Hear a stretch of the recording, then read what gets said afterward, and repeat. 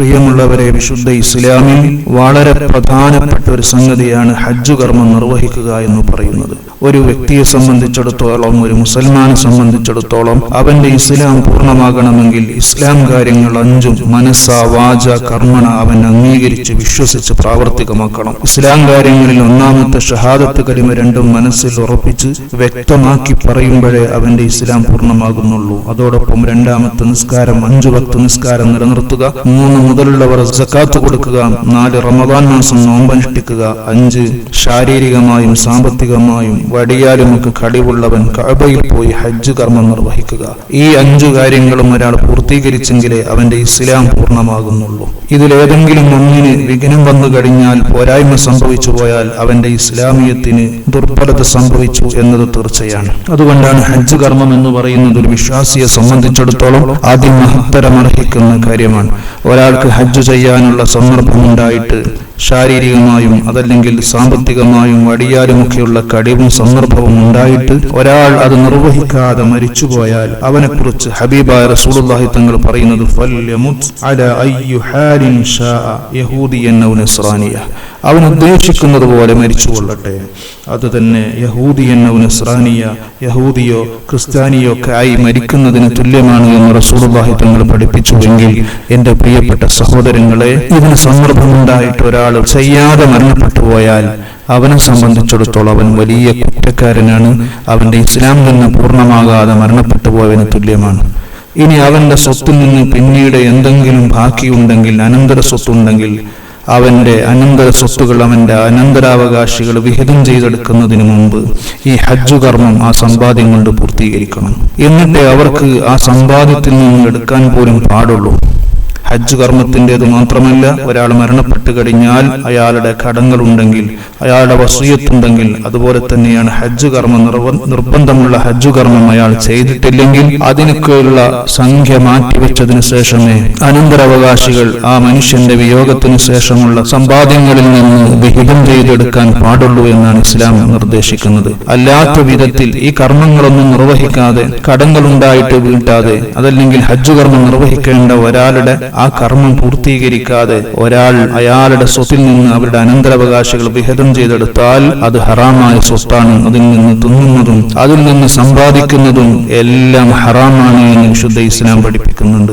ഏതായിരുന്നാലും ഇത്രയും ശ്രേഷ്ഠത അർഹിക്കുന്ന ഹജ്ജ് കർമ്മം എന്ന് പറയുന്നത് ഒരാൾ നിർവഹിക്കുകയാണെങ്കിൽ അതിന്റെ ശ്രേഷ്ഠത അതിമഹത്തരമാണ്. ആയിഷ റളിയല്ലാഹു അൻഹയെ തൊട്ട് റിപ്പോർട്ട് ചെയ്യുന്ന ഹദീസിൽ കാണാൻ കഴിയും, അള്ളാഹുവിന്റെ റസൂല് പറയാണ്, ഹജ്ജ് ചെയ്യാൻ ഉദ്ദേശിച്ചുകൊണ്ട് ഒരാൾ വീട്ടിൽ നിന്ന് ഇറങ്ങിയാൽ ആ മനുഷ്യൻ അള്ളാഹുവിന്റെ സംരക്ഷണത്തിലാണ്.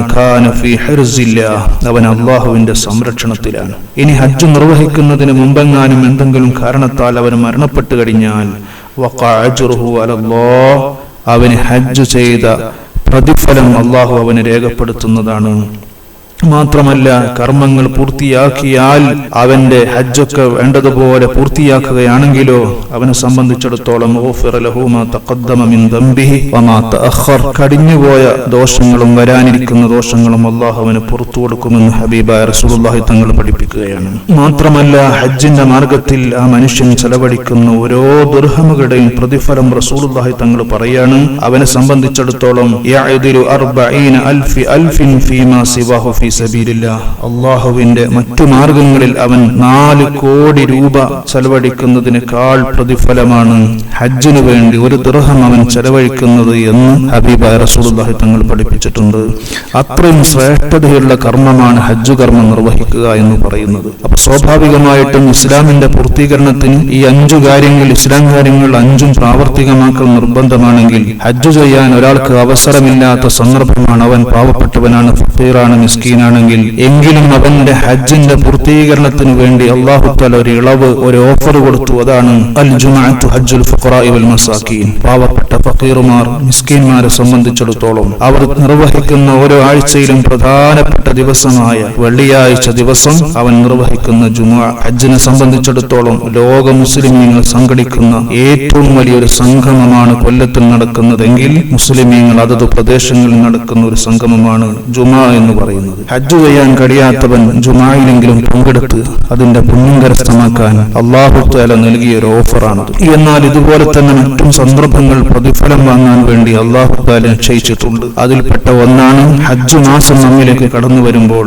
ദുൽഹിജ്ജ മാസത്തിന്റെ 1-ാമത്തെ രാവിൽ ഒരാൾ സൂറത്തുൽ ഹജ്ജ് പാരായണം ചെയ്യുകയാണെങ്കിൽ, വളരെ ചെറിയ സൂറത്താണ്, വിശുദ്ധ ഖുർആനിലെ 22-ാമത്തെ അധ്യായം, കേവലം 78 സൂക്തങ്ങൾ മാത്രമുള്ള ഹജ്ജ് സൂറത്ത് ഒരാൾ അന്ന് ദുൽഹിജ്ജ 1-ന്റെ രാത്രിയിൽ പാരായണം ചെയ്യുകയാണെങ്കിൽ അവന് ഹജ്ജും ഉംറയും ചെയ്ത പ്രതിഫലം അല്ലാഹു കൊടുക്കുന്നതോടൊപ്പം മാത്രമല്ല, മരിക്കുന്നതിന് മുമ്പ് അവന് ഹജ്ജ് ചെയ്യാനുള്ള ഭാഗ്യം ലഭിച്ചേക്കുമെന്നും മഹാന്മാരായ ഇമ്മത്ത് രേഖപ്പെടുത്തിയതായിട്ട് കാണാൻ കഴിയും. അല്ലാഹു തആല നമുക്ക് തൗഫീഖ് പ്രദാനം ചെയ്യുമാറാകട്ടെ.